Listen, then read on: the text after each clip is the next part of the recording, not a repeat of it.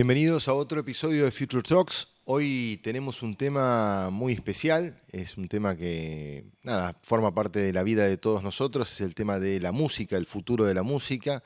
Y para poder tener esta charla lo invitamos a Nicolás Madoeri. La verdad que es un lujo que esté acá. Nicolás, además de músico, es un activista cultural que ha pasado por las diferentes instancias de la producción musical, desde la estrategia de artistas hasta el acompañamiento de artistas en las plataformas digitales, y es un gran conocedor de esto.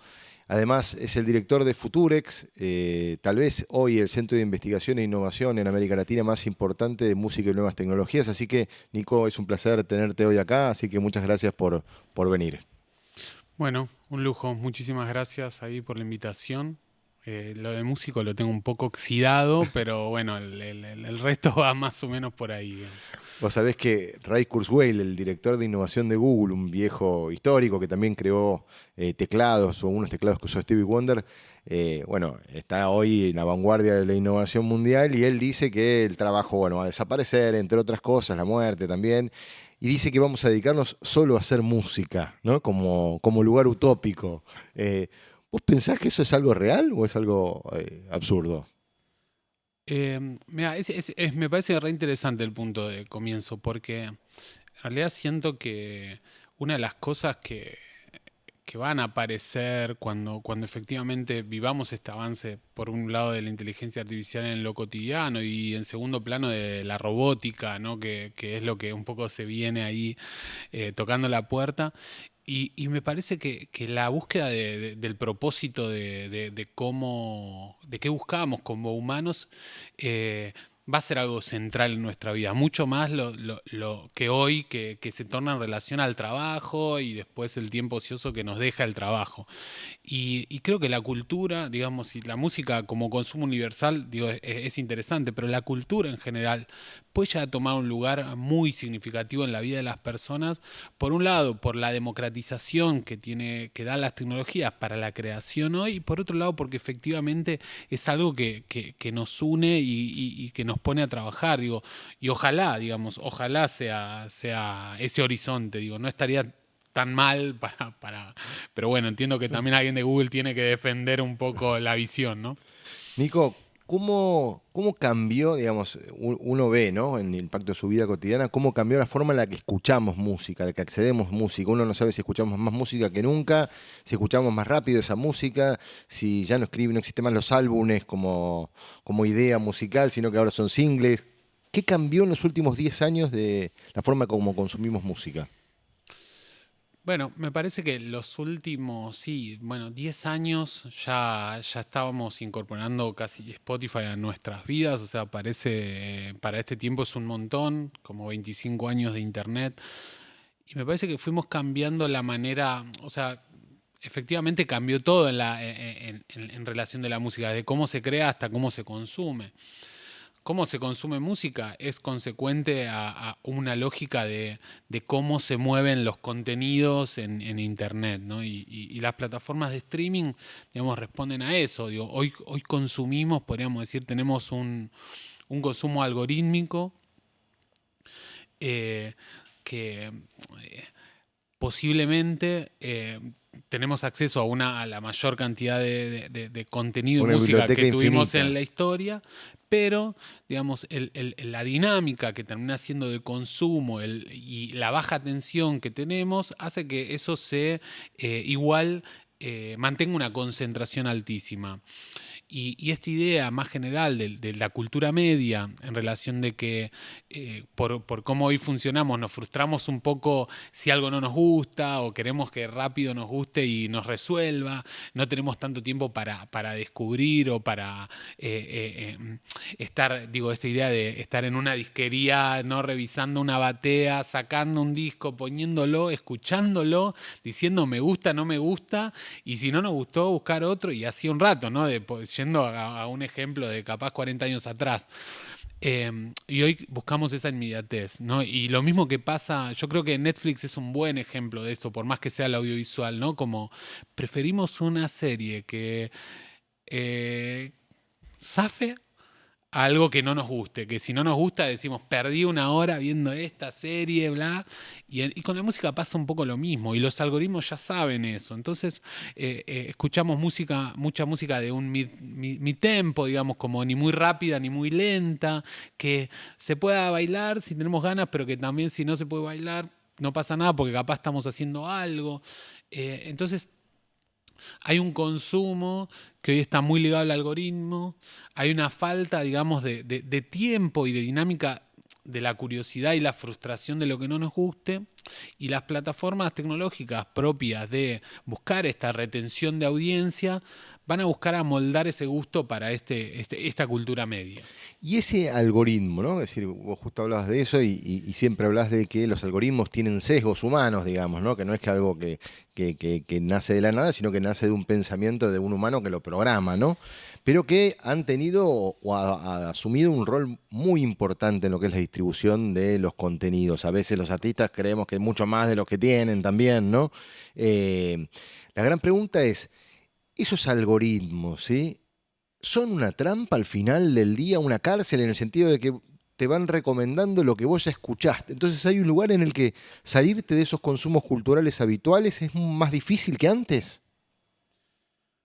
Yo creo que sí, se vuelve difícil y ahí aparece como decir cómo pensamos o cómo nos vamos moldeando a esa época. Al final, Futurex o los espacios que nosotros trabajamos, más que buscar ahondar en la tecnología en sí mismo, tipo, tienen el foco en cómo abordamos esa mirada de la tecnología, es decir, cómo vamos a encontrarnos con una plataforma, porque digo, después ya vamos a hablar, entiendo, de inteligencia artificial, pero no como, es decir, ¿cómo voy a usar yo Spotify si efectivamente quiero, digamos, resolver un problema o quiero conectar con una música, ¿no? Y posiblemente puedan pasar las dos cosas.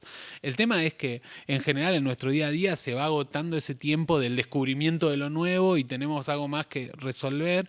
Entonces sabemos que hay un playlist que más o menos nos gusta y decimos, y bueno, y si de Spotify nos recomienda algo más o menos parecido sobre eso, y capaz un tema me gustó menos, más, pero no tuve que hacer nada.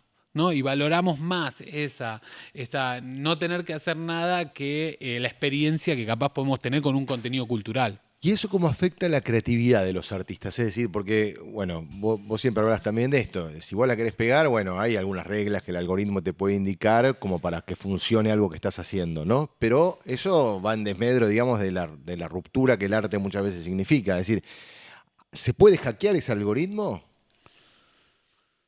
Mira, a mí me gusta esa pregunta, digo, y no la saco de ahí. O sea, hablo si podemos hackear las lógicas de consumo masivo que hoy tenemos, más que nada, porque los algoritmos funcionan, es eso, es una plataforma que hoy tiene música, hoy tiene video, hoy tiene imágenes, pero que busca que estemos la mayor cantidad de tiempo ahí.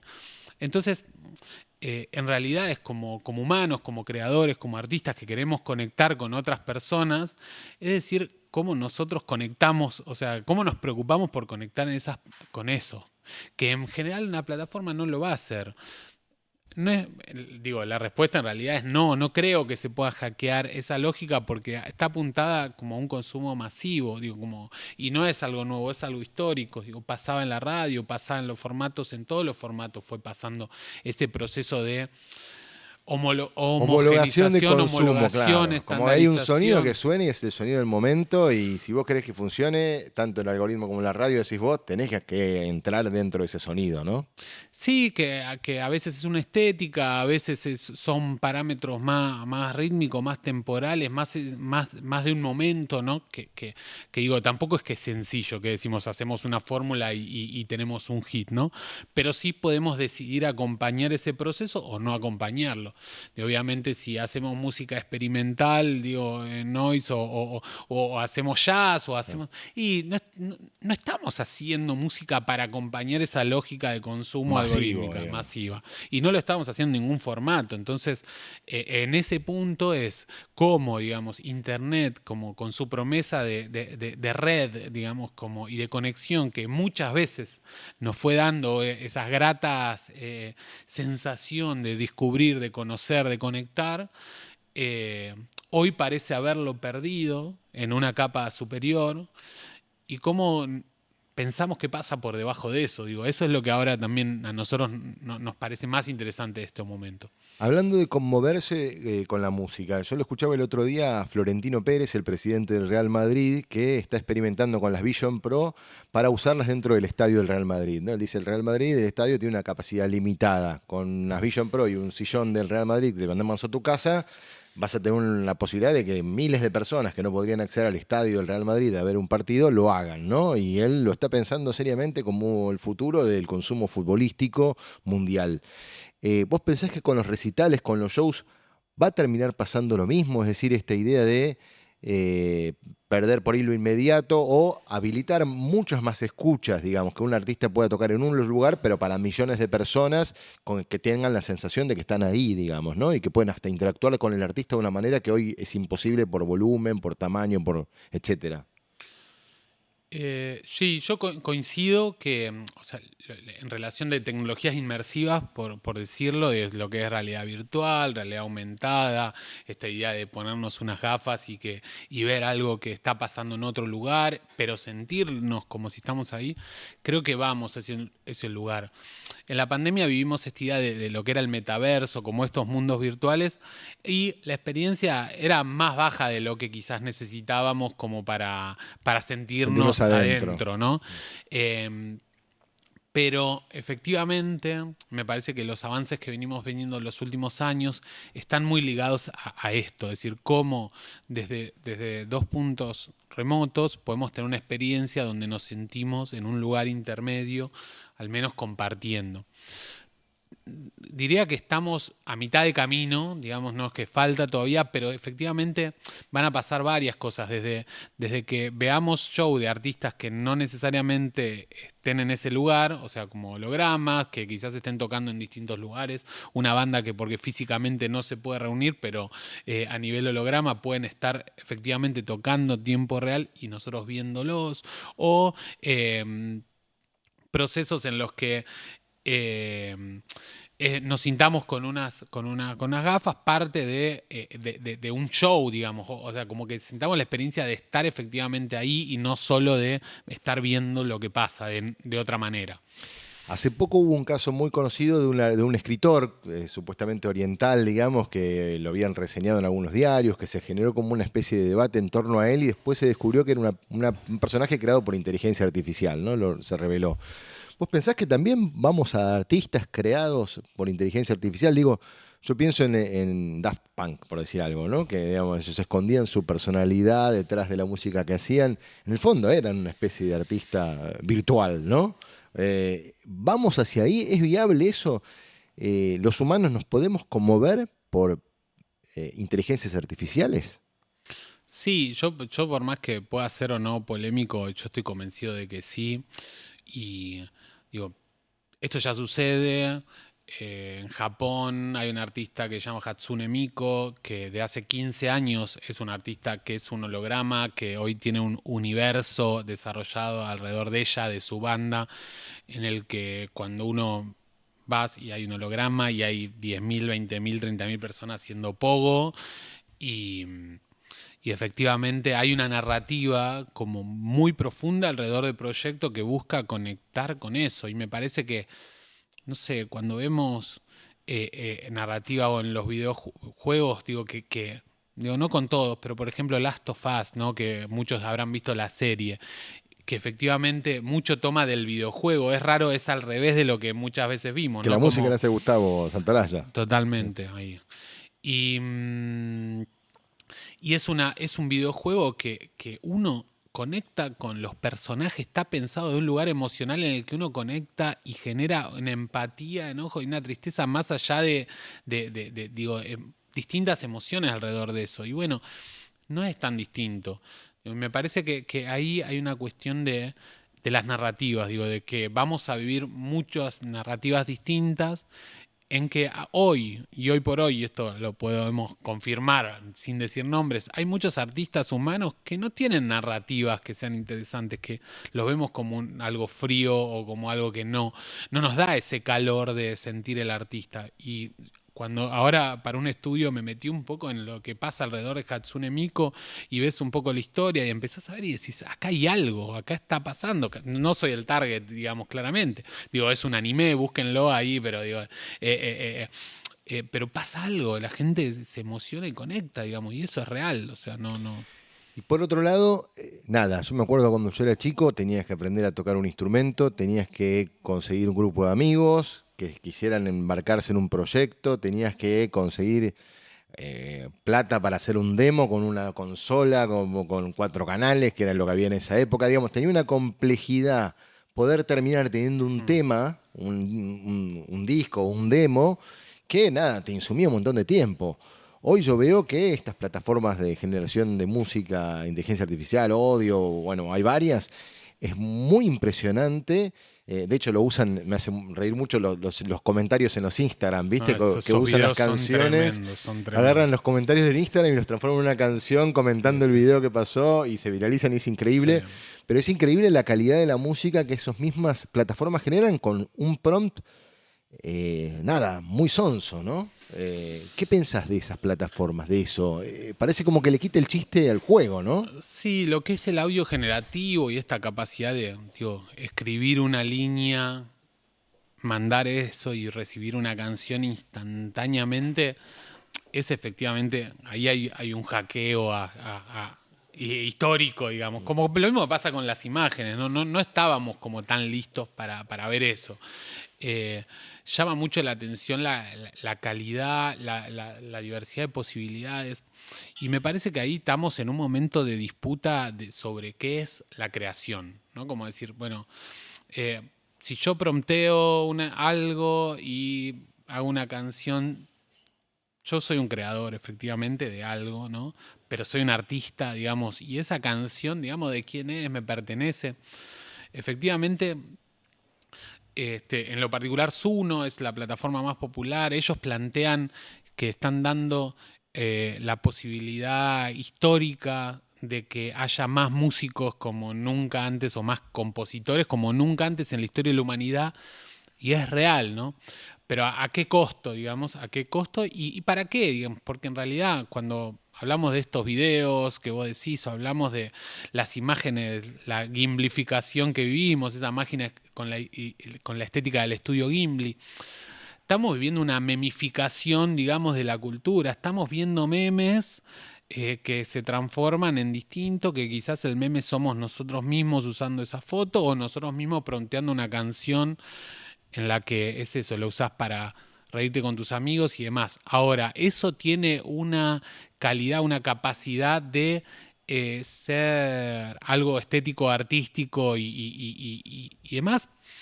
Bueno, creo que también lo tiene, ¿no? Pero que efectivamente ahí es donde se reduce, como no todas las personas que hoy hacen música son músicos efectivamente, o son artistas, y muchos menos son profesionales. Creo que con esto vamos a vivir algo así. Hoy todos tenemos la capacidad de hacer canciones, o hacer videos, o hacer imágenes, pero eso no nos hace a todos artistas necesariamente, y Ahí mucho está menos como el profesionales. prompt engineering que se habla en inteligencia artificial, ¿no? Como el prompting, el Sí. saber poner lo que hay que poner para que lo que pongas aproveche esa herramienta realmente profundamente o significativamente, ¿no? Sí, y volvemos al tema de la narrativa, de que al final nosotros conectamos quizás con historias, digamos, posiblemente, o con historia puede ser muy simple, pero creo que la frialdad que tiene el material que es totalmente sintético nos hace que sea algo muy pasajero.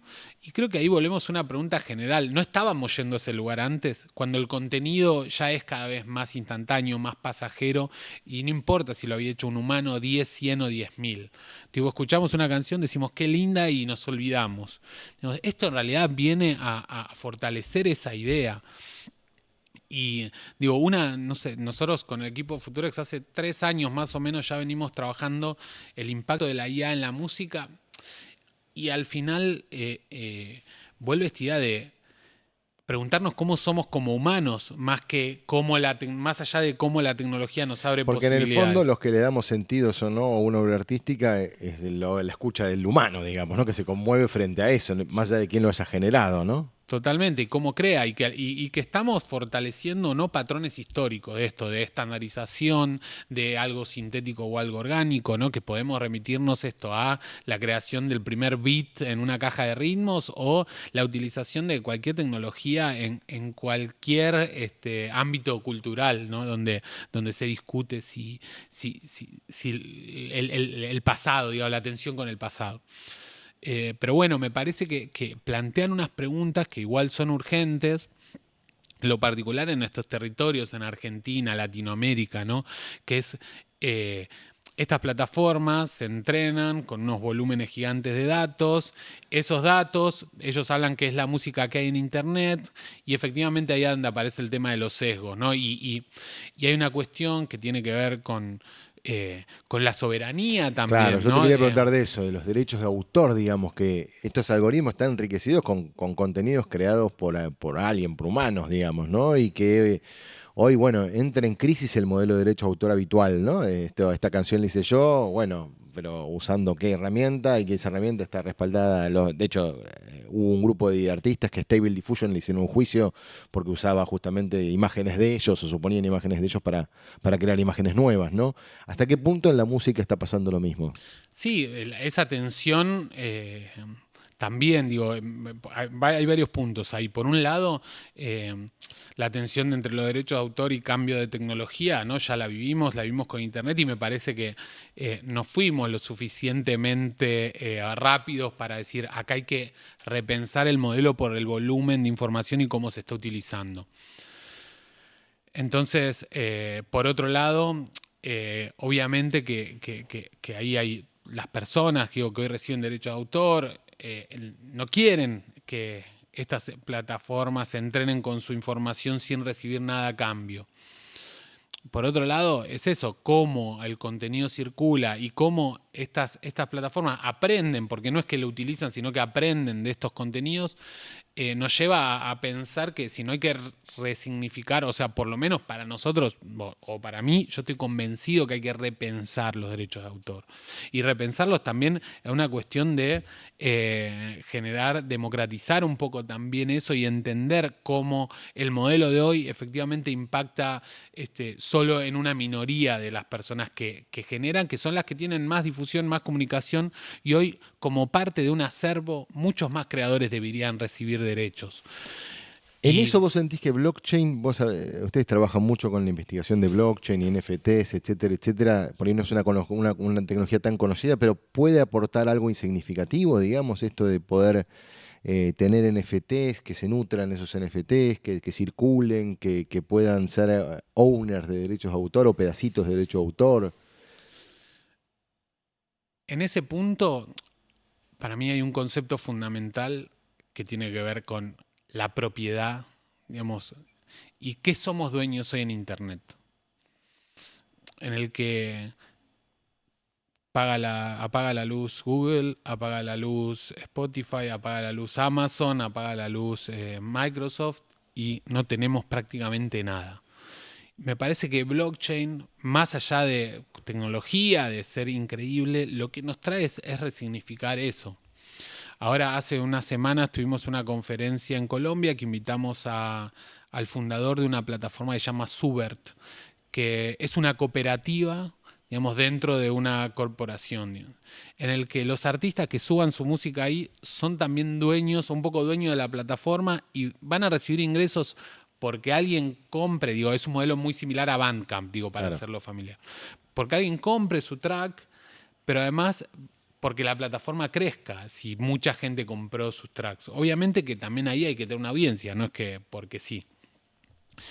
Pero, pero tiene que ver con eso, ¿no? Decir, bueno, blockchain y los NFTs pueden garantizar la propiedad y también pueden trazar, digamos, generar una trazabilidad, digamos, alrededor eh, El de cualquier consumo o del tipo uso, claro. de uso de consumo. La verdad que claramente que es una tecnología que está ahí.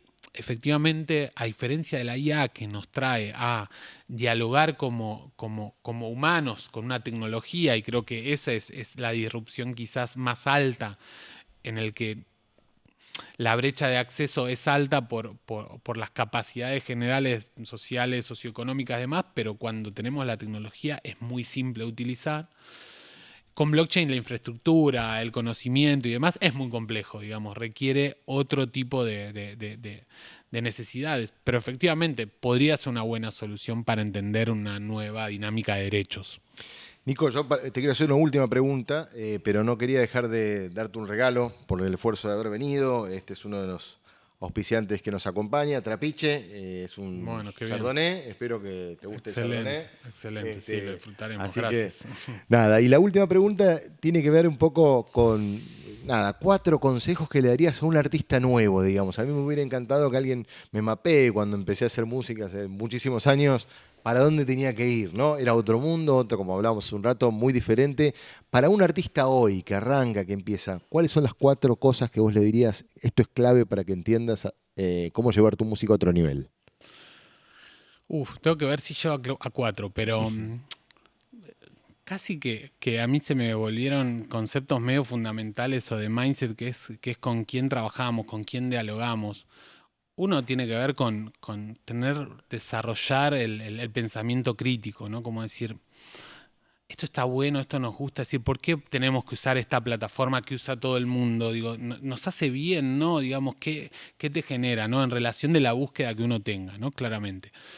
Em, Otro para mí que hoy se vuelve muy interesante es abrir el proceso, digamos, pero abrir el proceso no debería significar mostrar una intimidad, sino contar cómo se crea, digamos, contar cómo se está haciendo y experimentando también como mismo con las tecnologías y demás. Eso es algo medio más particular o no, pero digo, también artistas que tienen procesos súper artesanales que... que es muy interesante cuando lo muestren, cuando a veces la comunicación pareciera que es todo el tiempo exponer un contenido que generamos y hacerlo simple. Y, y otra idea creo que tiene que ver con esto de algo un poco cliché, pero experimentar con el error, o sea, romper, aniquilar la idea de éxito que hoy tenemos, o sea, como destruirla, o sea, el éxito que imaginamos en lo cultural es para casi nadie. Digo, me asombra cómo seguimos construyendo en base a esa idea. Es decir, construir es eso, narrativas propias donde el éxito pueda ser cualquier cosa, digamos. No, no, no. Y me parece que eso ayuda, ¿no? Bueno, vos decís siempre también esto de definir la audiencia, ¿no? Que vos querés construir o consolidar la comunidad. Esto Mm, de, si vos querés ser estadios, bueno, tenés que pensar en un modelo que es otro, digamos, pero mm. que por ahí vos lo que te interesa en tu búsqueda artística es que te escuchen 300 personas que conocés o que no conocés, pero que están cerca de tu mirada de la vida. Y bueno, y eso es el éxito también, ¿no? Las microaudiencias también son audiencias, ¿no? Sí, totalmente. Y que querer ser artista no debería significar que uno tenga que vivir del contenido que uno hace. Y me parece que ahí hay un problema de esto de la economía de creadores, y es decir, hoy cualquier persona que tenga la capacidad de crear algo puede vivir de eso porque las plataformas dan esa capacidad. Pero volvemos, ¿no? Ahí hay una concentración y entender también para qué es lo que nosotros generamos valor alrededor de eso y en lo que quizás podemos hacer lo que a nosotros nos gusta y no necesariamente ese tiene que ser el lugar donde nosotros moneticemos. Me parece que ahí aparecen. Y después en ese sentido también hoy me parece que el éxito de un proyecto, digamos, volvemos a esta palabra, tiene que ver con conocer y entender una audiencia, un nicho al que le está hablando en el que pueda establecer un diálogo. Digo, ojalá algún día tener una comunidad. Creo que esos son procesos mucho más largos, pero entender y conocer la audiencia, porque después no hay plataforma que te dé una audiencia. O sea, y son muy pocas las excepciones. Si uno construye una audiencia, después cualquier cosa que quiera construir es mucho más fácil. Bueno, nada, muchísimas gracias Nico, gracias a ustedes por estar acompañándonos hoy. Terminamos otro episodio de Future Talks y bueno, los esperamos en la próxima. Muchas gracias.